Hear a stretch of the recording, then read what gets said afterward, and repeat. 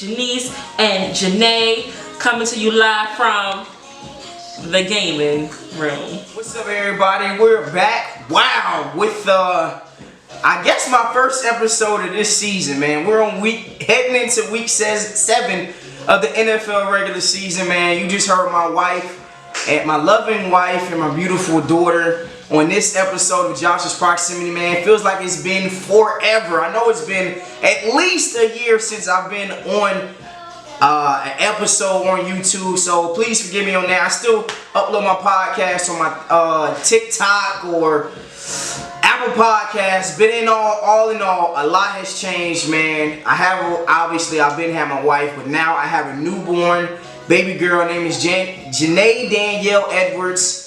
Born May 18th this year, obviously, man, and yeah, that's kind of just a little bit of an update. So without further ado, as you can hear her in Gracie Corner in the background, let's jump right into it, man. So, week 7 of the NFL regular season. There are a lot of things that I want to talk about. Now, if you have been watching my TikTok, Josh's Proximity, I had a couple guys that I really expected a lot out of heading into this fantasy season. It's Najee Harris. This dude is going late second, early third round in a lot of leagues. He is going to be a steal. Najee Harris can do it in the passing game. He's physical. Najee Harris has been the biggest fantasy loser, I think, in recent memories. This dude, it's not that he can't play. Najee Harris is a very good football player.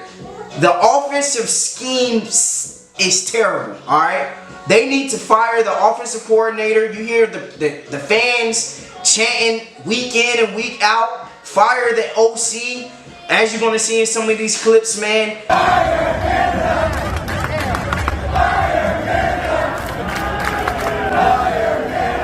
Najee Harris just hasn't been the same.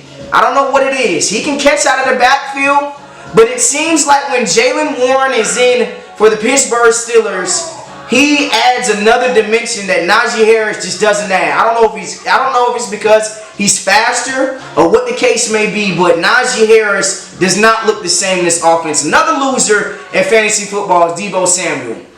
Now, Deebo Samuel can be a one-of-one type of guy. He has the caliber to be a bigger Tyreek Hill. Not so much a faster Tyreek Hill, because nobody's faster, but a bigger Tyreek Hill because of what he can do within a game frame. He can run the football. He can catch out of the backfield. He can do special teams as well, but he just cannot stay healthy. Deebo Samuel and Najee Harris right now are my biggest fantasy losers. Now, going to the fantasy winners. All these dudes are over 30 years old. I got 3 of them. Number 1, Adam Thielen. He is a 33-year-old white man. I'm sorry, I'm just going to call it for what it is. 33-year-old white man playing the receiver position. I'm not talking about tight end. I'm not talking about at the quarterback position. Hell, I'm not even talking about at the running back position. We're talking about a 33-year-old white man at the receiver position, getting open, making clutch plays, being the #1 target on a very bad football team, my Carolina Panthers, averaging 13 targets a game, catching the ball over 11 times. Since week 2, only one person has outscored him in fantasy, and that's Raheem Mostert, who is also my fantasy winner, man. He's over 30 years old. Who would have thought that Raheem Mostert was going to be what he is right now? He was taken in the average draft around 40 to 47 range. I mean, he's going berserk as well. And then last but not least, a guy who is from my area, the 336, Greensboro, North Carolina, Keenan Allen. These 3 guys have been phenomenal when it comes to fantasy football. Not just only on fantasy football, but also helping their team, at least giving their team the ability to win football games. I know the Panthers are still winless, but I'm going to get to that in my next. All right, since we're talking about the Carolina Panthers, let's go ahead and let's really pull back the layers. This team is a young team. Let's just call it for what it is. The Carolina Panthers are a young team. Their secondary is god-awful. C.J. Henderson should not be in the National Football League as we're currently speaking. He was a top 10 pick. He got selected to the Jacksonville Jaguars, and then they ended up trading him to us for, I think it was either a second or a third round pick. And he has been abysmal on the back end. Dante Jackson, he's old. He can't stay healthy. We already know what's going on in that end. Jeremy Chin, for some reason, is not getting enough burns. I know I just kind of kicked my camera a little bit. Jeremy Chin is a guy that I really expected him to take the next step into that safety caliber. I was expecting him to be around the Derwin James echelon, the Mika Fitzpatrick, maybe not even to that level, maybe a level right below it in the Buda Baker area. Hell, even Jamal Adams, and he hasn't been that for whatever reason. I don't know why the Panthers are not playing him currently. And we are just terrible on the secondary. Every time that I'm turning around, C.J. Henderson is getting bombed. Tyreek Hill, bomb. Mike Evans, bomb. Chris Olave, bagged. Like, dude, this is a reoccurrence when it comes to the Panthers and the defensive side. Now, the offensive side. You guys just heard my rant about the fantasy winner and how Adam Thielen is a 33-year-old white man and he's still out here cooking up these dudes. But why is he the only dude that's getting open? DJ Chark. Hello, man. We signed you to be the deep threat and you can't take the top off of a damn ketchup, man. I don't understand what is happening to the offensive side when it comes to the Carolina Panthers. Miles Sanders. This is why I hate him when it comes to fantasy football. Last year was just an aberration, ladies and gentlemen. Last year with the Philadelphia Eagles, he was only good because of their offensive line. So when the Carolina Panthers went out there and signed him, I already knew what he was going to be. He fumbles. He stays injured. And this is who Miles Sanders is. We have a large enough sample size, ladies and gentlemen, to understand what Miles Sanders is and what he's really not. So, offensively, Bryce Young is him. 6 touchdowns, 4 interceptions, and he is really starting to find his groove now. He throws with a lot of anticipation. He throws in windows that you might not even believe is open. You'll see here in a couple clips.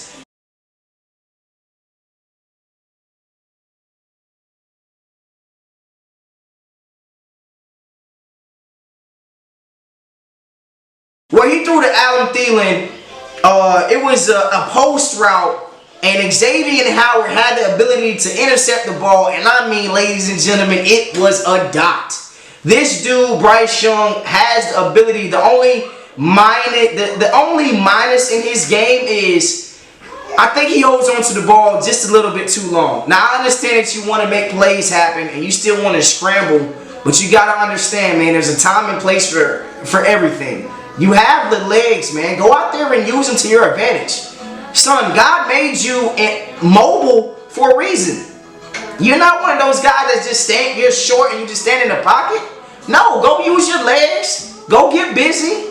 And let's make something happen. So the one thing that I would like to see the offense to do now that we have promoted a new offensive coordinator, I would love to see us throw the ball down the field.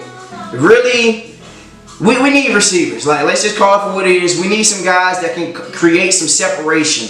Hopefully, Chuba Hubbard, what he displayed against Miami Dolphins, will continue to happen in the run game. That's my expectations moving forward. All right, as you guys can hear in the background, Gracie's Corner is playing. I do not own any rights to Gracie's Corner, so let me just go ahead and throw that out there. So my top 10 heading into week 7, ladies and gentlemen, let's kick it off. At number 10 is the Jacksonville Jaguars. They're 4-2.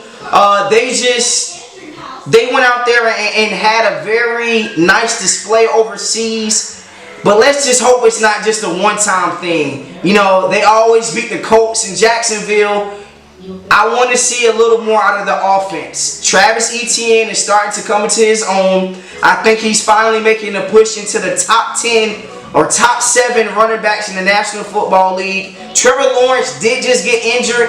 I would like to see where the team kind of flows or where they go moving forward. Number 10 is Jacksonville Jaguars. At the number 9 spot is the Dallas Cowboys. Now, yes, they are 4-2, I believe, if I'm not mistaken. They're 4-2 currently. And the biggest thing that is holding them back is the offense. The defense is phenomenal. Yes, if you see Dak Prescott, the way that he played against the Los Angeles Chargers, this team is going to be very hard to beat. But at the end of the day, the offense needs to match the defense. That's why I have them so low. Number 9, the Dallas Cowboys. At the number 8 position, the Cleveland Browns. Now, ladies and gentlemen, when Deshaun Watson is healthy, this is a top 5 team in the National Football League. You heard it here first. Ladies and gentlemen, let me repeat myself. When Deshaun Watson is healthy, this is a top 5 team in the National Football League. Yes, they're missing Nick Chubb, they're missing their quarterback, and they're missing another all-world guard for the Cleveland Browns. But at the end of the day, the defense is phenomenal. Myles Garrett, you heard it from Trent Williams. Trent Williams called him a Hall of Famer. This team is legit, ladies and gentlemen. At the number 8 spot, the Cleveland Browns. Number 7, the Buffalo Bills. Buffalo Bills, 1 week, they can play lights out. Put up 40 on the Miami Dolphins, beat them by 20. The next week, they can barely put up 14 against the New York Giants. And they would have lost that game hadn't Tyrod Taylor caught that run play to end the damn first half, bro. So right now, the Buffalo Bills kind of hit or miss. Got them at the number 7 spot. Number 6 is the Baltimore Ravens. It's the same thing, man. Outside of Zay Jones, who's going to step up on the outside? Mark Andrews. You might get a little something from here and there, but he's kind of dealing with some little tic-tac napkin injuries. Lamar Jackson, we know what they're going to do. Defensively, they play ball defensively. Number 6, the Baltimore Ravens. Number 5, yes, it is the 5-1 Eagles. The Eagles. Jalen Hurts has been terrible. 7 touchdowns, 7 interceptions. He threw 3 interceptions against the Jets. And no, it wasn't all his fault. I think it was 2 or 3. No, it wasn't all his fault. But Jalen Hurts has not been the same type of caliber that he was last season. Ladies and gentlemen, he might have been exposed. He might have been exposed. At the number 5 spot, Philadelphia Eagles. Number 4, Kansas City Chiefs. Another 5-1 team. We know what Patrick Mahomes is. It just feels like their wins are tough to come by. We're going to see them against the Chargers this Sunday afternoon, 4:25 p.m. But it just seems like the points are very, very hard to come by. Number 4, the Kansas City Chiefs. Number 3, the Detroit Lions.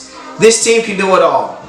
Now, David Montgomery just got hurt, who was their bell cow, but Jamar Gibbs is supposed to come back into the fold. The defense is playing phenomenal. They have a very tall task this week. We're really going to see what the Detroit Lions are really about. Over the last 4 weeks, they've won by 2 touchdowns. At number 3, the Detroit Lions. Number 2, the Miami Dolphins. The only reason why I don't have them at the number 1 spot is because I believe this other team is just a little more complete. The Miami Dolphins, down 14-0. They scored 28 straight against the Carolina Panthers. End up blowing them out. We know what they are offensively. Tua looks like that guy. Tyreek Hill looks like he's about to eclipse 2,000 yards. Number 2, Miami Dolphins. Number 1 spot is the San Francisco 49ers. Yes, I do understand McCaffrey's hurt. Yes, I do understand that Deebo Samuel was hurt. And even at that, they had a chance to beat the Cleveland Browns at Cleveland. The San Francisco 49ers play sound football all around. At the number 1 spot is the San Francisco 49ers. So recap, 10 Jags, 9 Cowboys, 8 Browns, 7 Bills, 6 the Ravens, 5 the Eagles, 4 Kansas City, 3 the Lions, 2 the Dolphins, number 1 the San Francisco 49ers. Man, it feels good to just, do another episode. So to close this episode off, you guys know how I normally do it. We're going with the projections. So, heading into week 7, the Thursday night game. Jags versus the Saints in New Orleans. Ooh! What you feeling, baby? Jags or Saints? Okay, she didn't give me an answer. I'm going to go with the Saints. Falcons versus Buccaneers. We're going to go with the Bucks. Raiders versus Bears. We're going to go with the Raiders. Browns versus Browns. Ooh, excuse me. Browns in that matchup. Commanders versus the Giants. Going the Giants. Lions versus the Ravens. I kind of teeter-totter on this. I'm going with the Ravens. Bills versus Patriots. I'm going with the Bills, of course. Cardinals versus Seahawks. I like the Seahawks in this matchup. Steelers versus Rams. Steelers don't score enough. Going with the Rams. Chargers versus the Chiefs. I'm going with the Chargers, man. I may be a little biased because I have 2 guys on there on my fantasy team. Justin Herbert, Keenan Allen. Going with the Chargers. Packers versus Broncos. I like the Packers in this matchup. Dolphins versus the Eagles. I like the Dolphins. Eagles, you got to show me that you are that team. And then the Monday Night Football game, 49ers versus Vikings. 49ers in a blowout. And once again, this concludes, the first episode. So, hey man, I'm going to continue to do this. Week 7, Josh's Proximity, we out.